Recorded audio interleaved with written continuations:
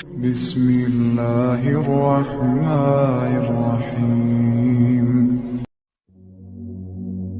الذين يتبعون الرسول النبي الأمي الذي يجدونه مكتوبا عندهم في التوراة والإنجيل يأمرهم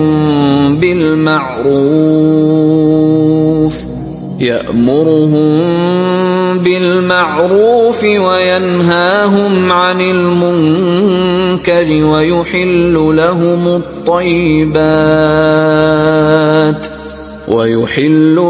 الطيبات ويحرم عليهم الخبائث ويضع عنهم إصرهم والأغلال التي كانت عليهم فالذين آمنوا به وعزروه ونصروه واتبعوا النور الذي أنزل معه أولئك هم المفلحون۔ یہ وہ اہل ایمان ہیں جو کہ پیروی کرتے ہیں اس نبی امی کی۔ اب یہ جو امی ورڈ ہے نا قرآن حکیم میں، سورہ الشورى کے اندر مکے کو ام القریٰ کہا گیا ہے، بستیوں کی ماں یا سینٹر، عرب میں ایک سینٹرل مقام تھا اسے۔ ویسے تو اب جو ورلڈ کا نقشہ ہے اس میں بھی آلموسٹ مکہ سینٹر میں آ رہا ہے، عرب میں وہ سینٹرل مقام تھا، اسی لیے قرآن میں سورہ شورى میں اسے کہا گیا ام القریٰ۔ اور نبی الاسلام کے ریفرنس سے بیان ہوا کہ آپ کو ہم نے ڈر سنانے والا پیغمبر بنا کر بھیجا ہے ام القریٰ اور اس کے ارد گرد کے لوگوں کے لیے۔ اسپیسیفکلی تو ام القریٰ اور اس کے ارد گرد سے مراد اہل عرب ہیں۔ یہ آپ کی بعثت خاصہ تو ظاہر ہے عربیوں کے لیے، اسی لیے دھمکی بھی عربیوں کو تھی اس حوالے سے۔ آلموسٹ 23 سال کے بعد یا تو ایمان قبول کرو، ادروائز جزیرہ نما عرب چھوڑ کے چلے جاؤ، ورنہ تم پر عذاب استیصال صحابہ کی تلواروں کی شکل میں نازل ہوگا۔ اہل ایمان کی نشانی یہ ہے کہ وہ ایسے لوگ ہیں جو پیروی کرتے ہیں اس رسول کی جو نبی ہے امی، جسے وہ پاتے ہیں لکھا ہوا اپنے پاس تورات کے اندر اور انجیل کے اندر، یعنی تورات اور انجیل کے اندر ان کی نشانیاں موجود ہیں۔ یہ حکم دیتے ہیں انہیں نیکی کے کاموں کا اور منع کرتے ہیں برائی کے کاموں سے، اور حلال کرتے ہیں پاکیزہ چیزیں ان کے اوپر، یعنی جو اللہ تعالیٰ نے چیزیں حلال کی ہیں وہ بتاتے ہیں، یعنی جو انہوں نے خود ساختہ شریعت کے اندر کچھ چیزیں اپنے اوپر حرام کر دی تھی تو وہ آ کے بتاتے ہیں کہ بھی اونٹ کا گوشت حرام نہیں ہے، یہ حلال ہے، اور حرام کرتے ہیں یہ پیغمبر ان پر ناپاک اور خبیث چیزیں۔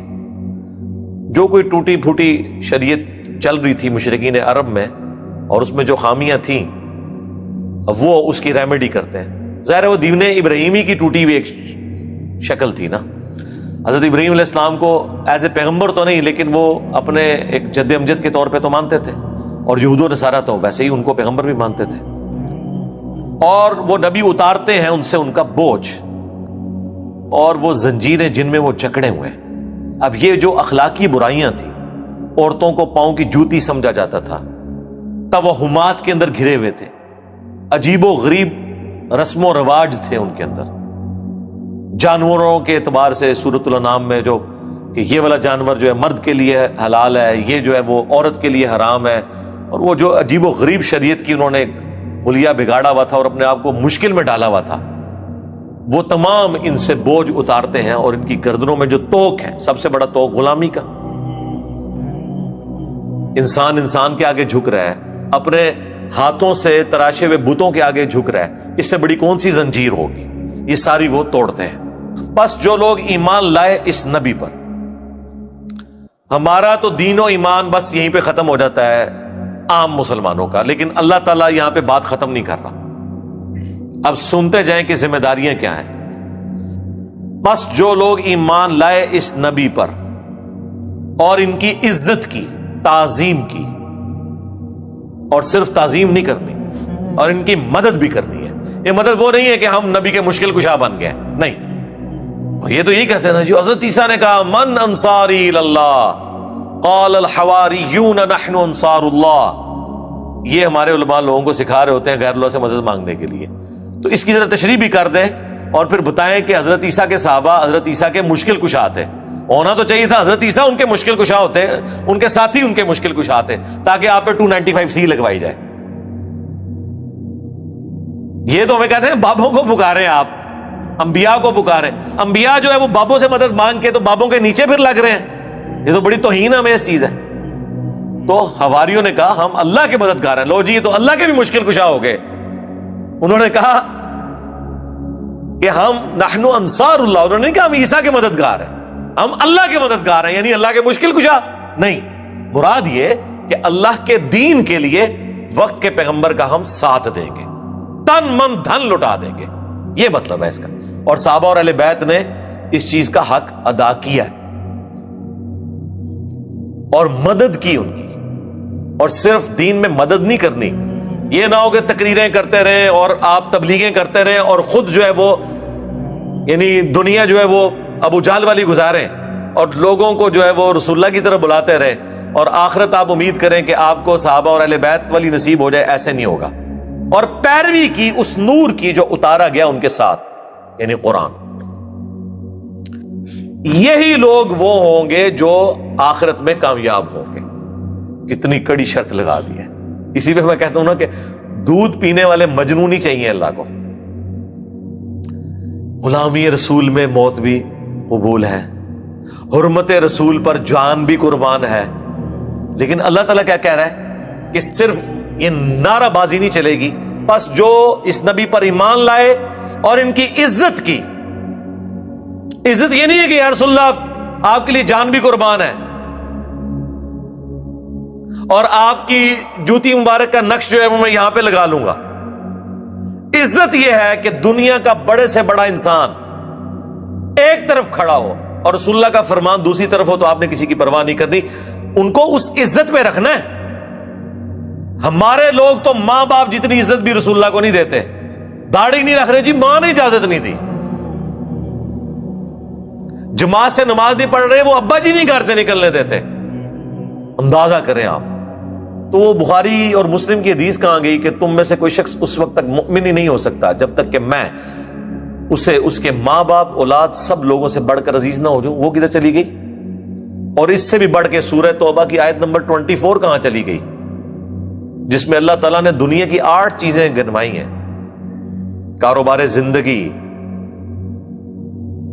اور جو کچھ جوڑا ہوا ہے اور جتنی رشتہ داریاں ہیں, ایک ایک چیز اللہ نے گنوا کے کہا اگر یہ تمام چیزیں تمہیں عزیز ہیں نا, اللہ اور اس کے رسول اور آخرت کے اعتبار سے دنیا میں جو کوشش کرنا ہے جہاد یا قتال, اس سے بڑھ کے اگر وہ دنیا کی 8 چیزیں تمہیں عزیز ہیں تو پھر اللہ کے عذاب کا انتظار کرو.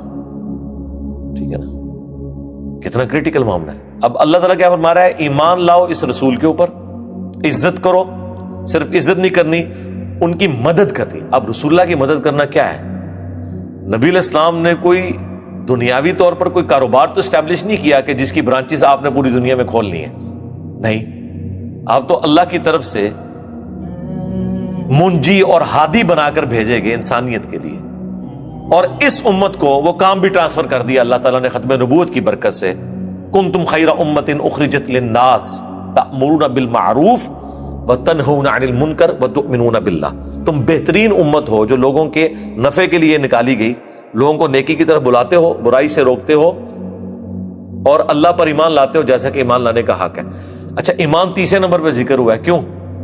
ایمان اللہ پر وہی صحیح معنوں میں لایا ہوا ہے کہ جو نیکی کی طرف بلائے اور برائی سے روکے. اللہ کے لیے اس کے اندر پھر حمیت ہو, لوگوں کو نیکی کی طرف بلائے اور برائی کی طرف.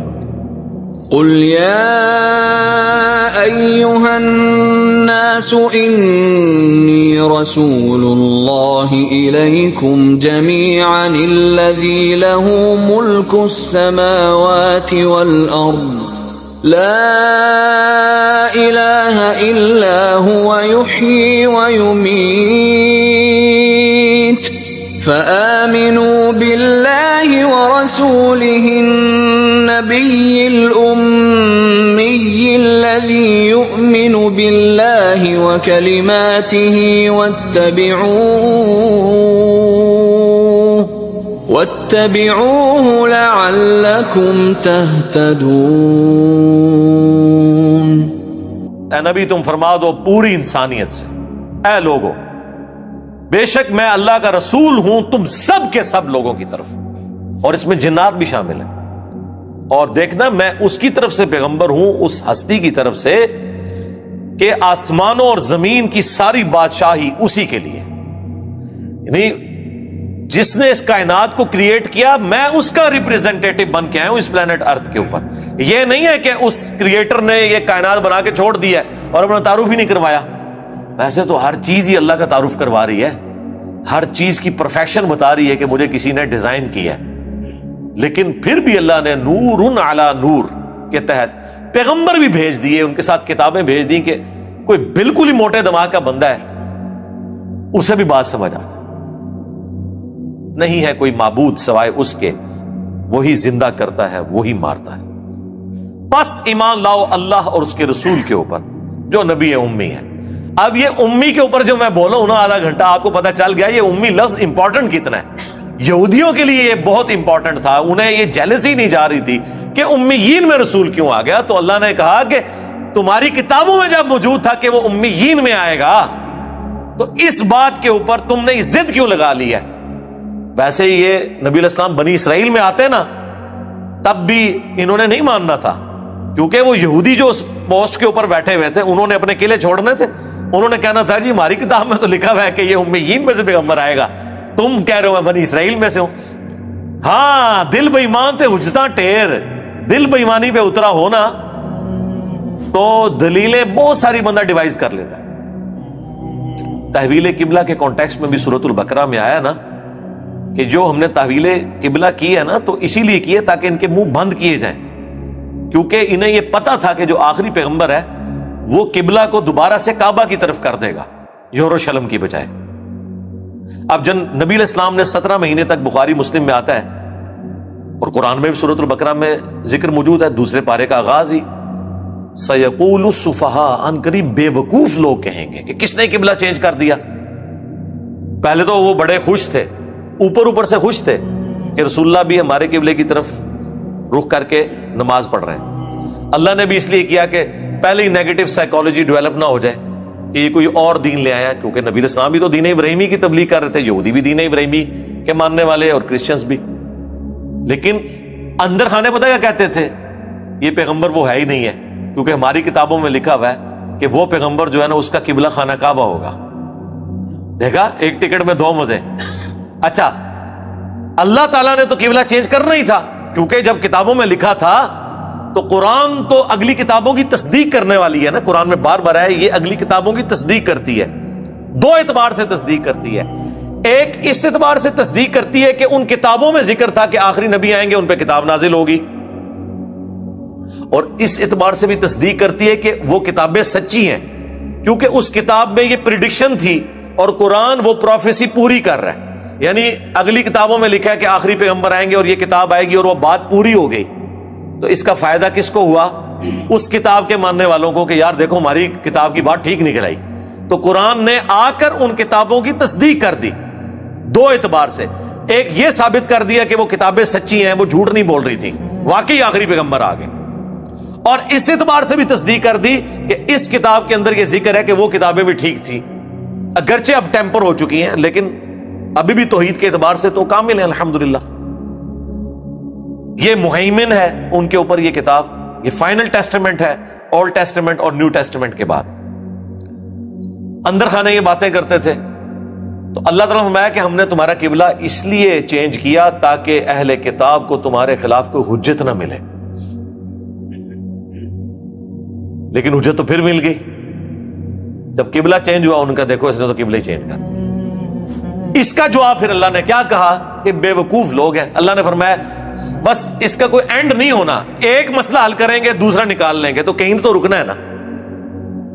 دیکھ لیں اللہ بھی سمجھا رہا ہو نا بات، اس میں بھی لوگ کیڑے نکالتے ہیں، ایک بات کی تو دوسرا کیڑا نکالا، کہ یہ وہ پیغمبر ہوتا تو ابراہیمی قبلے کی طرف ہوتا. جب وہ قبلہ چینج ہو گیا پھر کہنا شروع کر دیا کہ یہ کیا ہوا, قبلے چینج کر دیے انہوں نے. یہ خود کہتا ہے میں دین ابراہیمی کے اوپر ہوں, میں عیسیٰ موسیٰ کو مانتا ہوں, تو موسیٰ عیسیٰ تو اسی قبلے کی طرف نماز پڑھتے تھے, ہم ان کے ٹرو جو ہیں وہ کسٹوڈین ہیں. تو اس کا جواب پھر اللہ نے کہا کہ ان کو ان کے حال پہ چھوڑ دو, نہ انہوں نے تمہارے قبلے کی پیروی کرنی ہے اور نہ تم نے ان کی بات ماننی ہے. اینڈ رزلٹ یہ ہے, اور یہی بات آپ کو بھی ہم سمجھاتے ہیں کہ ہمارا کام صرف قرآن و سنت سے دلائل دینا ہے. آپ اس میں سے کوئی کیڑے نکالے تو اس کا تو کوئی اینڈ نہیں ہے. وہ تو اللہ نے بھی کہا کہ چھاڑ دو. اللہ نے کہا یہ بے وقوف لوگ ہیں. سورۃ الفرقان میں ہے وَإِذَا خَاطَبَهُمُ الْجَاهِلُونَ قَالُوا سَلَامًا, ان جاہلوں سے کبھی واسطہ پڑے تو کہو بھائی سلام متارکت, جاؤ جان چھوڑو یار, ٹھیک ہے جدھر لگے وہ لگے رہو, ہمارا کام تو وما علینا الا البلاغ تھا. پس ایمان لاؤ اللہ اور اس کے رسول پر جو کہ النبی الامی ہے, جو امی نبی ہے, جو خود ایمان لایا اللہ پر, اس کے کلام پر یعنی قرآن پر, اور تم پیروی کرو اس کی یعنی قرآن کی اور رسول اللہ کی, تاکہ تم ہدایت یافتہ ہو جاؤ. اللہم اہدنا فی من ہدیت, آمین. وَمِن قَوْمِ مُوسَىٰ أُمَّةٌ يَهْدُونَ بِالْحَقِّ وَبِهِ يَعْدِلُونَ. اور موسیٰ علیہ السلام کی قوم میں ایسا گروہ بھی ہے جو حق بات کرتا ہے, حق کی طرف رہنمائی کرتا ہے, لیکن بہت تھوڑے لوگ, اور اس کے ساتھ انصاف کرتا ہے. اب اس طرح کے جو چند ایک لوگ تھے انہوں نے اسلام قبول بھی کر لیا. جوز میں تو بہت کم تھے, نصارہ میں تھے ایسے لوگ جنہوں نے نبی الاسلام کو پہچان لیا, ایون آپ کی بعثت سے پہلے پہچان لیا. اعلان نبوت سے پہلے ورقہ ابن نوفل کے بارے میں بخاری مسلم میں آتا ہے, جو پہلی وہی نازل ہوئی تھی, وہ عیسائی تھے. انہوں نے کہا یہ تو وہی کلام ہے جو موسیٰ علیہ السلام پر نازل ہوا. اللہ اکبر. وَقَطَّعْنَاهُمُ اثْنَتَيْ عَشْرَةَ أَسْبَاطًا أُمَمًا وَأَوْحَيْنَا إِلَى مُوسَىٰ إِذِ اسْتَسْقَاهُ قَوْمُهُ أَنِ اضْرِب بِّعَصَاكَ الْحَجَرَ فَانبَجَسَتْ مِنْهُ اثْنَتَا عَشْرَةَ عَيْنًا قد علم كل أناس مشربهم وظللنا عليهم الغمام وأنزلنا عليهم المن والسلوى كلوا من طيبات ما رزقناكم وما ظلمونا ولكن كانوا أنفسهم يظلمون. اور ہم نے بانٹ دیا انہیں 12 قبیلوں میں جو الگ الگ قومیں تھیں. 12 قبائل تھے چونکہ یوسف علیہ السلام کے 11 بھائی اور تھے, اور ان 12 بھائیوں کے والد تھے حضرت یعقوب, اور یعقوب علیہ السلام کا لقب تھا اسرائیل. ہبرو لینگویج میں, عبرانی زبان میں اسرائیل کا مطلب ہے اللہ کا بندہ, عبداللہ. تو اسرائیل کی اولاد بنی اسرائیل یعنی اسرائیل کے بیٹے, وہ 12 بیٹوں کی اولادیں تھیں قبائلی سسٹم کی وجہ سے, تو وہ اسی طرح قبائل وہ چلتے رہے, اکٹھ ان کا نہیں ہوتا تھا, اس لیے پھر وہ 12 چشمے بھی جاری کرنے پڑے. وہ آ رہا ہے اب ذکر. تو ہم نے موسیٰ کی طرف وحی کی کہ آپ کی قوم کے لیے خاص آپ کو یہ وحی کی جا رہی ہے کہ آپ اپنے عصا کو پتھر پر ماریں تو پھوٹ نکلیں گے اس میں سے 12 چشمے. پانی پہ بھی وہ لڑتے تھے تو ٹھیک ہے, پھر بہتر یہ ہے کہ ہر قبیلے کا اپنا اپنا چشمہ ہو جائے. تو اللہ کی قدرت, جان لیا ہر گروہ نے اپنا اپنا گھاٹ. اس کا مطلب یہ ہے کہ یہ بھی کوئی مرزانہ طور پہ ہوا ہے. وہ 12 پہ بھی تو لڑ سکتے تھے نا کہ میں ایلا لینا ہے, یہ بھی تو ہو سکتا ہے نا. 12 چشمے نکلا, اب یہ تو نہیں ہے کہ ایک ایک ٹافی ہے جو آپ نے سب کو بانٹ دی ہے. وہ ظاہر ہے کوئی کہے کہ جی مجھے یہ والا پسند ہے, ایسے تھوڑا سا زیادہ پانی پہ نکلتا ہے. تو اللہ تعالیٰ نے یہ بھی معجزانہ طور پہ طے کیا. اللہ نے فرمایا کہ ہر ایک نے پہچان لیا کہ اس کا کون کون سا ہے. اب یہ اس کی تفصیل نہیں پتا, واللہ عالم کس طریقے سے اللہ تعالیٰ نے ان پہ یہ حق واضح کیا ہوگا کہ یہ والا جو چشمہ ہے یہ اس قبیلے کا ہے, یہ اس کا ہے, یہ اس کا ہے, یہ اس کا ہے. اور ہم نے سایہ کر دیا ان پر بادل کا، اور ہم نے اتارا ان پر من اور سلوا۔ سلوا ایک سمجھ لے پرندہ تھا جو جنتی خوراک ان کے لیے، ایک سمجھ لیں ایک غیبی اللہ کی طرف سے آتی تھی، پرندوں کے جھنڈ آتے تھے، وہ خود ہی آ کے بیٹھ جاتے تھے، شکار بھی نہیں ان کو اس طریقے سے کرنے پڑتے تھے، اس سے ان کو پروٹینز مل جاتی تھی، اور شوگر اللہ نے ایسی ان کو دی کہ رات کے وقت جو ریگستان کے اندر شبنم گرتی تھی وہ صبح موتیوں کی شکل میں وہ چن لیتے تھے، جس طرح آپ کی یہ مٹھائی کی چھوٹی چھوٹی بوندیاں ہوتی ہیں نا، یہ ان کے لیے من تھا، من اور سلوا یہ دو، کیونکہ 40 سال تک وہ ریگستان میں بھٹکتے رہے، وہاں اللہ تعالیٰ ان کو یہ سارا کچھ کرتا رہا، اور اللہ تعالیٰ فرما رہا ہے ان پہ سایہ رکھا۔ ریگستان میں تو کوئی سایہ نہیں ہوتا، 6 لاکھ کا لشکر ہے، ٹریول کر رہا ہے، تو ریگستان میں تو وہ کچھ بھی نہیں ان کے پاس، تو اللہ نے مسلسل اتنے سالوں تک ان کے اوپر بادل کا سایہ رکھا، انہیں اس گرمی کی تکلیف سے اس لیول پہ گزرنا نہیں پڑا، یہ بھی دیکھیں غیبی طور پہ۔ لیکن پھر بھی آپ دیکھ لیں جب جہاد کی باری آئی ہے تو صرف 2 بندے حضرت موسیٰ کے ساتھ نکلے ہیں، حضرت ہارون اور جوشوا، اسی پہ پھر حضرت موسیٰ علیہ السلام نے کہا کہ اے اللہ اس طرح کی جو قوم ہے نا اس کے اور میرے درمیان جدائی ڈال دے، تو پھر اللہ نے کہا کہ اب پھر یہ 40 سال سرائے سینا میں بھٹکتے رہیں گے، ان کو اب شام کا راستہ بھی نہیں ملے گا۔ اسی دوران حضرت ہارون فوت ہو گئے، موسیٰ علیہ السلام بھی فوت ہو گئے، ان کی قبر بھی ریگستان میں ہی بن گئی۔ پھر آہستہ آہستہ وہاں پہ جو نسل جوان ہوئی وہ ٹف ماحول کے عادی ہوئے، اور حضرت موسیٰ علیہ السلام کے پہلے جانشین بنے جوشوا، اور پھر آہستہ آہستہ انہوں نے اللہ سے دعا کی تو پھر ہمت پیدا ہوئی کہ ہم جہاد کرنے کے لیے تیار ہیں، اور آہستہ آہستہ پھر فتوحات کا سلسلہ شروع ہوا۔ یہ بنی اسرائیل کی ایک تاریخ ہے، کھاؤ ان پاکیزہ چیزوں میں سے جو ہم نے تمہیں دی ہیں، اور نہیں ظلم کیا انہوں نے ہم پر، بلکہ وہ تو اپنی ہی جانوں پر ظلم کرتے رہے۔ اللہ پہ کون ظلم کر سکتا ہے؟ اللہ تعالیٰ ہمارا یہ جو کچھ انہوں نے نافرمانیاں کی تو اس کی مجھے کوئی تکلیف نہیں ہوئی ہے، اس کا وبال وہ خود چکھیں گے، مجھ پہ کوئی ظلم نہیں کیا، انہوں نے اپنے اوپر ظلم کیا۔ وَإِذْ قِيلَ لَهُمُ اسْكُنُوا هَٰذِهِ الْقَرْيَةَ وَكُلُوا مِنْهَا حَيْثُ شِئْتُمْ وَقُولُوا حِطَّةٌ وَادْخُلُوا الْبَابَ سُجَّدًا نَغْفِرْ لَكُمْ خَطِيئَاتِكُمْ سَنَزِيدُ الْمُحْسِنِينَ۔ اور جب کہا گیا انہیں کہ آباد ہو جاؤ اس شہر میں اور کھاؤ پیو اس میں سے جہاں سے چاہو، اور دیکھنا تم نے یہ دعا کرنی ہے کہ اے اللہ ہمیں بخش دے حطۃ۔ اور جب شہر کے دروازے سے، یہ جیریکو سٹی تھا جو جوشع ابن نون کی سرکردگی میں پہلا شہر بنی اسرائیل نے فتح کیا جہاد کر کے، بخاری مسلم میں آتا ہے کہ وہ ہفتے کا دن شروع ہونے والا تھا، یعنی مغرب کا وقت ہو گیا جمعے والے دن، تو حضرت یوشع ابن نون نے دعا کی کہ اللہ ہمارے لیے دن کو لمبا کر دے، تو اللہ تعالیٰ نے دن کو لمبا کر دیا، اور مسلمانوں کو، یعنی اس زمانے کے یہودی مسلمان ہی تھے جب تک انہوں نے رسول اللہ کا انکار نہیں کیا صلی اللہ علیہ وسلم، تو اللہ تعالیٰ نے انہیں پھر فتح دے دی۔ تو اب انہیں یہ کہا گیا کہ اب یہ خوشی کا موقع ہے، تو عاجزی سے داخل ہونا ہے شہر میں، اور جو تم پہلے کارستانیاں تمہارے بزرگ اور تم کرتے رہے ہو نا، اس پہ اللہ سے معافی مانگنی ہے۔ خوشی کے موقع پہ مسلمان کا ایٹیچیوڈ یہ نہیں ہے کہ وہ یاشی کرے، اس میں عاجزی آنی چاہیے۔ اور کہا گیا تم نے جب شہر میں داخل ہونا ہے نا، تو یہاں پر تم نے حطۃ کہتے ہوئے داخل ہونا ہے، لیکن وہی میں نے آپ کو بتایا بالکل جس طرح پہاڑ ہونے نے یہ ان کی عادت تھی، انہوں نے یہ لفظ بدل دیا، حنطۃ، بالی میں دانا، ہمیں گندم چاہیے، گندم چاہیے، یعنی بات ہی بدل دی۔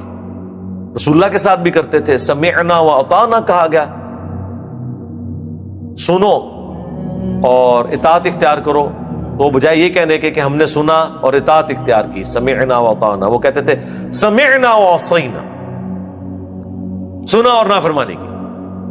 اب کسی کامل الایمان مومن نے پوچھ لیا کہ بھئی یہ تم کیا کہہ رہے ہو، تو کہیں گے اپنے کانوں کا علاج کراؤ، ہم تو اطاعنا کہہ رہے ہیں۔ وہ یاد ہے کہ زبان مروڑ مروڑ کے اس طرح کی باتیں ہی کرتے ہیں۔ تو یہاں پر بھی انہوں نے اسی طرح، آپ کو پتا ہے انہوں نے نبی علیہ السلام کے لیے کیا کہا تھا، راعینا کو راعینا، اے ہمارے چرواہے، تو اللہ نے فرمایا کہ لا تقولوا راعینا قولوا انظر، تم ہی چھوڑ دو یہ لفظ، راعینا نہ کہو، کہ یا رسول اللہ ہماری رعایت فرمائے، بلکہ کہو انظرنا، انتظار فرمائے ہمارا، ہماری طرف متوجہ ہو، نظر کرم فرمائے، یعنی بات سمجھ نہیں آئی دوبارہ ریپیٹ کر۔ تو یہاں پہ وہ ذکر آ رہا ہے کہ انہیں کہا گیا کہ کہو کہ حتتن، اور جھکتے ہوئے داخل ہونا ہے دروازے سے۔ اب وہ اتنا بڑا دروازہ ہے شہر کا، یہ نہیں ہے کہ دروازہ چھوٹا تھا، کہا گیا کہ داخل ہوتے وقت تمہارے سر جھکے ہونے چاہیے اللہ کے سامنے شکر کی وجہ سے۔ نبی علیہ السلام جب فتح مکہ پہ داخل ہوئے ہیں مکے کے اندر، آپ کی مبارک کونی جو ہے اونٹ کے کوہان کے ساتھ لگی ہوئی تھی عاجزی کی وجہ سے۔ حالانکہ فاتح ایسے شہر میں داخل ہو رہے ہوں کہ جس شہر کے لوگوں نے راتوں رات 52 سال کی عمر میں پوری زندگی کی 52 سال وہاں مکے میں گزرے، رسول اللہ کو نکلنے پہ مجبور کیا، تو تکہ بوٹی ہو جانی چاہیے تھی۔ آپ نے وہی بات کی، لا تثریب علیکم اليوم، جو یوسف علیہ السلام نے کہا تھا آج تم پہ کوئی گرفت نہیں ہے، ٹھیک ہے۔ اور ابو سفیان کے بارے میں ہی کہہ دیا کہ جو اس کے گھر میں گیا امن پا گیا، ٹھیک ہے، جو اپنے گھر میں رہا وہ بھی امن پا گیا۔ اللہم صلی علی محمد وعلی آل محمد۔ ہم تمہارے گناہوں کو بخش دیں گے اور زیادہ دیں گے احسان کی روش اختیار کرنے والوں کو۔ فبدل الذين ظلموا منهم قولا غير الذي قيل لهم فأرسلنا عليهم رجزا من السماء بما كانوا يظلمون۔ تو بدل ڈالی جنہوں نے ظلم کیا تھا، انہوں نے بات کوئی اور جملے اس کے بدلے بولنا شروع کر دیے، حنتتن کہنا شروع کر دیا۔ تو اللہ تعالیٰ کہتا ہے پھر اس کے بدلے میں ہم نے ان پر آسمان سے عذاب بھیج دیا۔ یہ عذاب کیا تھا؟ پلیگ کا مرض آ گیا تھا، طاعون کا، اور لاکھوں بنی اسرائیل اس مرض میں مارے گئے۔ آسمان سے اللہ نے یہ عذاب کی شکل میں ان پہ طاعون کا مرض مبتلا کر دیا تھا۔ لیکن اس امت میں بخاری مسلم میں ہے کہ یہ رحمت ہے، جو طاعون کے مرض سے مرے گا وہ شہید لکھا جائے گا، لیکن بنی اسرائیل کے اوپر یہ عذاب کی شکل میں نازل ہوا تھا۔ اس کا مطلب ہے کہ اللہ تعالیٰ کی طرف سے جو تکلیف آتی ہے نا، وہ کرتوتوں کی وجہ سے بھی آتی ہیں۔ بعض اوقات انسان نے کرتوت ایسے کیے ہوتے ہیں، بعض اوقات آزمائش کے لیے بھی ہوتی ہے، لیکن دنیا میں اب پیغمبر جب موجود نہ ہو تو آپ جو بھی تکلیف آئے اسے آزمائش کی طرف منسوب کریں گے، کسی کی سزا نہیں کہہ سکتے، کیونکہ ہم کیسے کہہ سکتے ہیں؟ بریلویوں پہ آزمائش آئے تو دیوبندی کہیں گے یہ عذاب ہے، اور دیوبندیوں پہ آئے تو بریلوی کہیں گے عذاب ہے، وہ کہیں گے ہم پہ آزمائش ہے۔ دیکھ لیں، یعنی جنید جمشید صاحب شہید ہوئے، دیوبندی کہہ رہے تھے شہید ہیں، وہ کہتے ہیں دیکھیں جی کس طرح کی موت اس کو ملی ہے۔ اب دیکھ لیں، ہر بندے کی اپنی ڈاکٹرین ہے۔ تو اللہ تعالیٰ ہمارا ہے کہ ان پر آسمان سے نازل ہوا ایک عذاب، وہ طاعون کی شکل میں نازل ہوا اس ظلم کے بدلے میں جو وہ کیا کرتے